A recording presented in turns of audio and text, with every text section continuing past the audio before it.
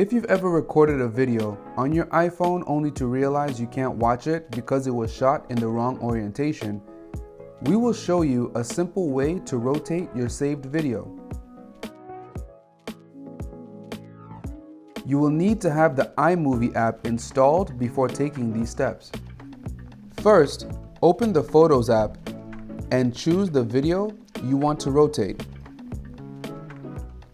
Tap Edit in the upper right corner of the screen.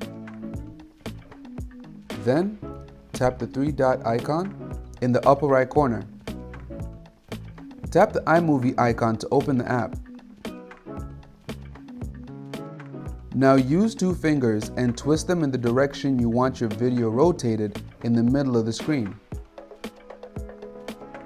Tap Done and watch your video.